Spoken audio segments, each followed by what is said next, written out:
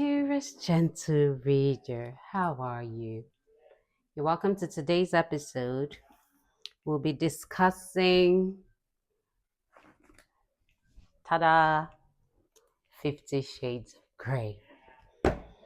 There was so much noise when this book was published in 2011. I remember I was in Lagos then. There was so much noise. I just had to. At first, I resisted. But, the noise got so loud. I eventually got a copy. I think I got the first two, or did I get the first and the third and then borrowed? I know I borrowed one and then I got the other two. So, yes, it's a trilogy. In fact, it's a trilogy of two sets, one from Anastasia's point of view and the other from Christian's point of view. I started reading the Christian part, but at some point I got tired because what is it? 50 Shades of Grey. Now let's go right into it. When literature student Anastasia still goes to interview young entrepreneur Christian Grey, she encounters a man who is beautiful, brilliant, and intimidating. The unworldly, innocent Anna is startled to realize she wants this man, and despite his enigmatic reserve, finds she is desperate to get close to him. Unable to resist Anna's quiet beauty, with an independent spirit, Grey admits he wants her too, but on his own terms. Shocked yet thrilled by Grey's singular erotic tastes, Anna hesitates. For all the trappings of success, his multinational businesses, his vast wealth, his loving family, Grey is a man tormented by demons and consumed by the need to control. When the couple embarks on a daring, passionately physical affair, Anna discovers Christian Grey's secrets and explores her own dark desires. Erotic, amusing, and deeply moving, the Fifty Shades trilogy is a tale that will obsess you, possess you, and stay with you forever. Okay, the stay with you forever part, maybe, I don't know. You be the judge of that. Hmm. E.L. James is a former TV executive, wife, and mother of two based in West London. Since early childhood, she dreamed of writing stories that readers would fall in love with, but put those dreams on hold to focus on her family and her career. She finally plucked up the courage to put pen to paper with her first novel, 50 Shades of Grey. She is also the author of 50 Shades Darker and 50 Shades Free. She's also the author of Grey. Yeah, that's the Christian one. There are two more. I can't remember. Darker and Freed too. Yes, but not with the 50 Shades. Just Grey, then there's Darker, and then there's Freed, all from Christian's perspective. Like I said, it created such a storm when it came out. Well, here we are. This is 2026. How many years later? And are we still talking about it? Are we still reading it? Okay, Fifty Shades is a globally popular erotic romance franchise centered on the intense relationship between literature student Anastasia Steele and billionaire Christian Grey. The story follows their journey from a complicated dominant submissive dynamic to marriage and family. The franchise includes a trilogy of books and films, along with a Grey companion series that tells the story from Christian's perspective. It all begins with 50 Shades of Grey, a romance drama centered on Anastasia Steele, a quiet university English literature student, and a wealthy, mysterious businessman, Christian Grey. After interviewing Christian for a college newspaper, Anastasia becomes drawn to him. As their relationship develops, she discovers that Christian has a complicated past, emotional walls, and very specific ideas about intimacy, control, and relationships. The story mainly explores power and control in relationships, emotional vulnerability and trust, the tension between love, desire, and personal boundaries, how past experiences can shape how people connect with others. At its core, it's less about wealth or glamour and more about two very different people trying to understand each other while navigating emotional baggage and difficult choices. A lot of readers think it's just about BDSM, and maybe it is, but underneath it, there are strong themes of identity, boundaries, and whether love can change deeply guarded people. I have a friend who is of the opinion that BDSM is demonic. Yeah, he's strong about it. What do you think? Do you think it makes caricature of what sex should actually be? Or do you think it's a kink and people are allowed to have their kinks? Let me know in the comments section. Now, the themes that this book addresses: power beyond romance. The story isn't only about romantic control. No, it also explores how money, confidence, status, and experience can influence relationships.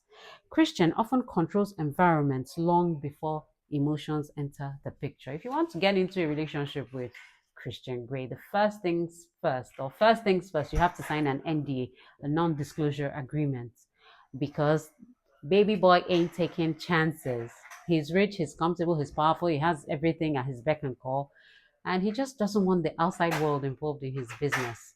And you sign an NDA, and then you go through the rituals or walk you through what to expect. He'll take you to his sex room, in quote. You see all the trappings there and decide if you want in or you want out. Emotional armor. Christian's need for control can also be read as emotional self protection. Rather than simply being dominant, he often uses structure and rules to avoid vulnerability. He's not interested in love. From his past relationships, he wasn't interested in love. Just okay. We have our terms and conditions. We agree. We do what we need to do. Nobody catches feelings. We go our separate ways until I need you again. Innocence versus experience. Anastasia represents curiosity, uncertainty, and self discovery. Her journey is partly about figuring out what she wants, not just reacting to someone stronger or more experienced.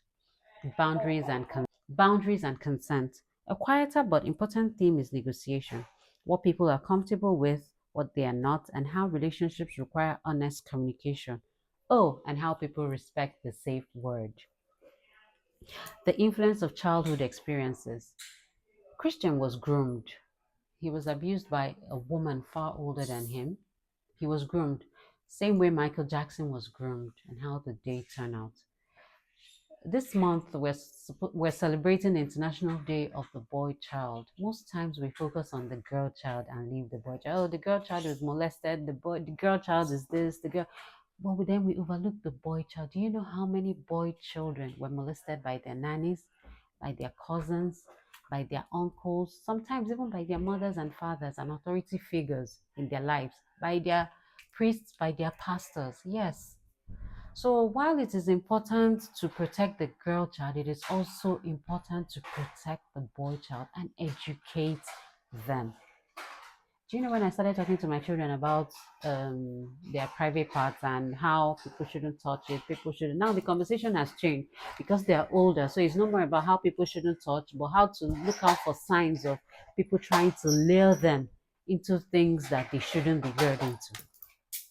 Okay, let's just go through one or two lines from the book.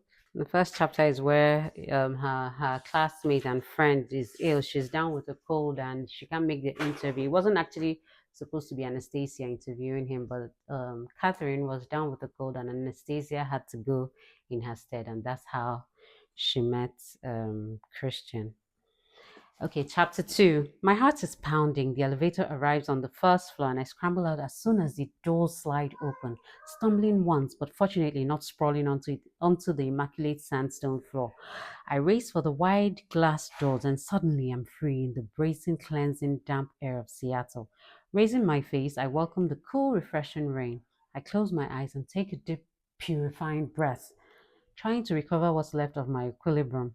No man has ever affected me the way Christian Grey has, and I cannot fathom why. Is it his looks, his civility, wealth, power? I don't understand my irrational reaction. I breathe an enormous sigh of relief. What in heaven's name was that all about? Leaning against one of the steel pillars of a building, I valiantly attempt to calm down and gather my thoughts. I shake my head. What was that? My heart steadies to its regular rhythm, and when I can breathe normally again, I head for the car. Hmm. It's fun, but it shouldn't be. Nobody under, if you even ask me, not 18, 21, nobody under 21 should read it if you ask me. Nobody under 21 should read it. Christian stares at me imperiously. He's wearing a white linen shirt, collar and cuffs undone. Sit, he commands, pointing to a place at the table. I make my way across the room and sit down opposite him as I've been directed. The table is laden with food. I didn't know what you liked, so I ordered a selection from the breakfast menu. He gives me a crooked, apologetic smile. That's very profligate of that's very profligate of you, I murmur, bewildered by the choice, though I am hungry. Yes, it is. He sounds guilty. I opt for pancakes, maple syrup, scrambled eggs, and bacon. Christian tries to hide his smile as he returns to his egg white omelette. The food is delicious. Tea? He asks. Yes, please. He passes me a small teapot of hot water, and on the saucer is a Twinings English breakfast tea bag. Geez, he remembers how I like my tea. Your hair is very damp, he scolds. I couldn't find the hairdryer, I mutter, embarrassed. Not that I looked. Christian's mouth presses into a hard line, but he doesn't say anything.